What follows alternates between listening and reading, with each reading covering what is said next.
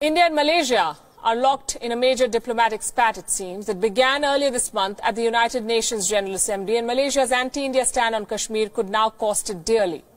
Indian traders are boycotting Malaysian palm oil. India, remember, is the biggest buyer of palm oil from Malaysia. Such a move could seriously impact Malaysian exporters. Many Indian buyers are now buying their supplies from Indonesia instead.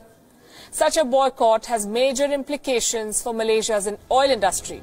Palm is Malaysia's biggest export, and India purchased nearly 4 million tons of palm oil between January and December last year. The value of that import was around $2 billion. This is more than double of what India bought the previous year. In January this year, New Delhi had also cut import duties on palm oil.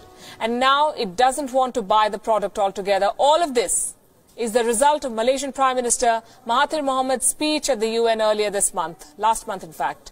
Siding with Pakistan, Mohamad had said that India has invaded and occupied Kashmir, and now he's crying foul. This week, he refused to retract his statement on Kashmir. He described the situation as a trade war between India and Malaysia. Trade war is the latest buzzword in world politics, but this is more than just about trade.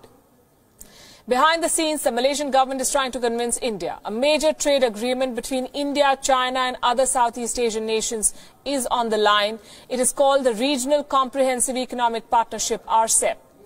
This plan was proposed by China. It's an attempt to create an integrated market of more than 3 billion people that will have a combined GDP of nearly $50 trillion. The trade alliance will be equal to about 39% of the world economy, but India remains non-committal. In fact, the Ministry of External Affairs today said that Malaysia's stand on Kashmir is unacceptable. Which have been made by the Malaysian Prime Minister. We have again noted the comments made by him day before yesterday. Our position on this matter is very, very clear, and it has been articulated earlier. I can just say that his statement is unacceptable and is not keeping with the facts. We hope that the government of Malaysia will do serious introspection on the position which they have taken in this matter. Malaysia perhaps now realizes that unless it revises its stand on Kashmir, it cannot expect any headway on the trade front. 首相敦马哈迪早前在联合国大会上批评印度入侵并占领克什米尔地区，这番话在印度引发抗议，甚至掀起杯葛大马棕油的浪潮。马华总会长拿督斯里魏家祥说，这起事件恐怕会进一步影响棕油的价格，国内的60多万名小园主的生计可能会受到冲击。而原产业部部长郭素沁则是促请媒体不要再炒作这个课题。 首相敦马因为批评印度入侵克什米尔地区，引发印度不满，当地商团更是发起抵制大马棕油的行动。坊间担心，这恐怕会进一步冲击近来已经非常疲弱的棕油价格，甚至引发我国和印度之间的贸易战。原产业部部长郭素沁今天被追问时避而不谈，只促请媒体不要再炒作课题。希望你们能够不要再去渲染这个课题了。OK。 可是问题是，现在这个会对我们的棕油业造成很大的杀伤。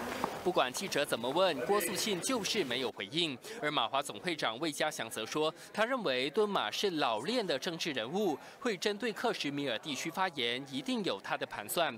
但他促请敦马谨言慎行，因为这影响的是全国60万名小园主的生计。马来西亚跟印度的这个外交风波最后波及这个老百姓这是很不幸的。那我们是应该呢更加的这个妥善来处理。敦马作为一位老练的政治人物，他当然有他的盘算。他提出这一个论述的话呢，可能在某一个政治议程上，他可以达到他要的目的。